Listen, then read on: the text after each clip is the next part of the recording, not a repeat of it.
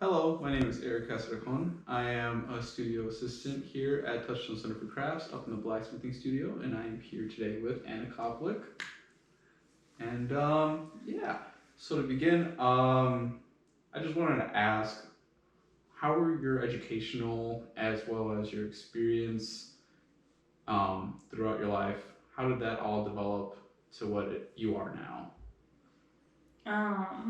Well, when I was little, I went to art camp. Like growing up, my dad worked and volunteered at the art camp, so I grew up doing art my whole life. I was the weird kid in the art room all through school. So I always knew I wanted to be working in the arts. I didn't figure out I wanted to be doing metalworking until I was in college. I originally went to school for art education. I was going to be a high school art teacher. And I absolutely hated all of my art education classes. And all I wanted to do was go do my jewelry homework. So I decided to switch my major to jewelry and then just like found blacksmithing while I was in college and took some classes at craft schools and fell in love. That's pretty cool. So would you say like art was always in your agenda? Or Yeah. there were like never other, I guess, intentions when it came to, I guess, what you were studying? No, not really. I mean, my parents say that when I was like 5, I thought I wanted to be a doctor for like 6 months, and that didn't last long. But other than that, I always knew it was going to be something in the arts. But until I figured out like specifically metal work, I didn't really know where I wanted to go with it. But there was never any question it was going to be something artistic. Nice. Okay. Did you ever have like a white whale that you already achieved or plan to achieve? I mean, like some big lofty goal. Pretty much. No one specific thing. And I've always got like the next thing that I think will be a good challenge or a good next step in my career that I'm working towards. And people always talk about like their 5-year plan, and I don't have like a specific plan. I have like, okay, this is where I am. What's the next step? How am I going to learn more? How am I going to challenge myself more? And then I try and get that in whatever way I can. How did you find about Touchstone? And would you say that programs like Touchstone benefited you as an artist? Yes, 100%. I the very first place that I like did real blacksmithing outside of college was at another craft school, Peters Valley, which is in New Jersey. And I was going to school in Brooklyn, and when I took some classes there, and that's like where I learned about like actual forging, actual blacksmithing world, and I worked there right after I graduated from college. And that was where I heard about Touchstone because I finished up my summer as an assistant there and was like, I want to keep doing this and I want to keep working at craft schools. And so I was just asking around, like, what other places that do this that I could get a job working, doing blacksmithing, and the name Touchstone kept coming up. And so I applied and I got a job at Touchstone. It was my second blacksmithing job, managing the shop here. Did you enjoy it? Yes. Yeah. Yeah, I was here for 2 summers and lived here and nearby for the winter, and will come back for as long as they'll let me. Yeah, for sure. You already mentioned a little bit of your background, but could you go more in depth about, like, I guess, how you grew up and how all of that led up to where you are now? How I grew up. Yeah. Very like boring suburban little life. Grew up playing with sticks in the backyard.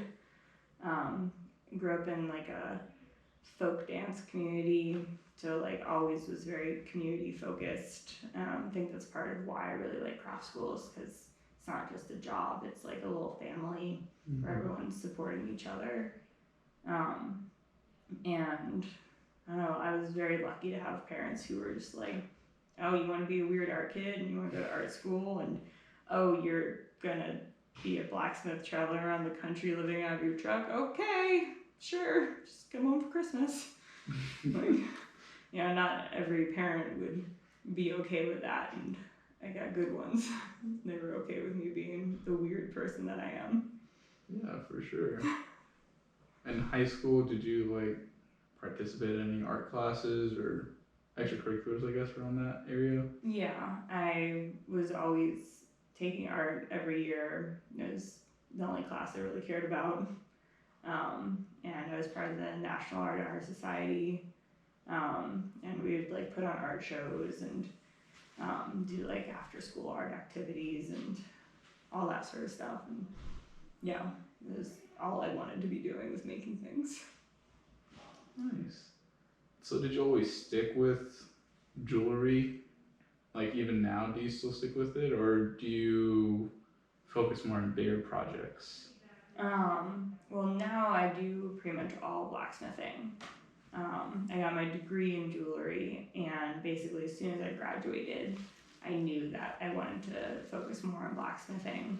And even when I was doing jewelry in school, I knew it was more of like a stepping stone. I didn't know what it was a stepping stone to, but I knew that like it wasn't quite right. And like I still like it, but it's not physical enough for me. It's too like tiny and focused.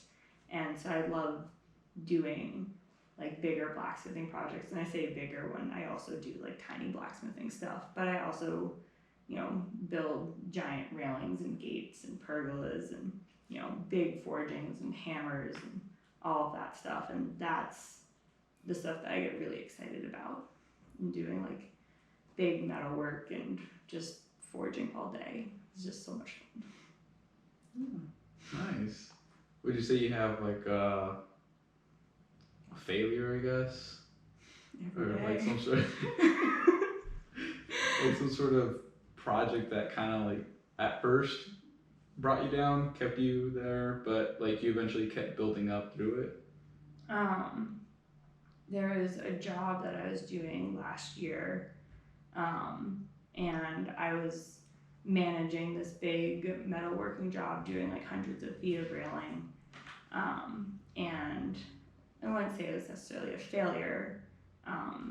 It was just very tough and not an easy job situation, not an easy job to be doing, and I was living and working there and was just very burnt out, and was not as excited about the work that I was making and the work that was being done for this job as I would have liked. But I stuck it out for a while and then left, but like kept a good relationship with my boss there and was asked to come back to do a solo job. And because I had stuck it out and like kept that good relationship, I got this opportunity to do another really exciting job, and really spearhead that railing on my own and be part of everything from design all the way to finishing in a way I'd never gotten the chance to do before. And so that was like a really exciting opportunity that I'm glad that I went through, stuff that I was less excited about, to be able to get that opportunity to do something else. Right. Oh, that's cool. Nice. Do you have any words of wisdom for any upcoming art students? I don't know if I'm the one to go to for words of wisdom. I don't know. Sometimes you gotta be doing not exactly what you want to be doing to get to where you want to be. Like, even if you're doing odd jobs so that you can, be able to support yourself while you make your work, or if you have to, travel around a lot or whatever it might be. If you really love what you're doing, push yourself and try and find ways to make it work, because in the end, it might be worth it. All right. Well, thank you, Anna. It means a whole lot. glad to have you here. Thanks.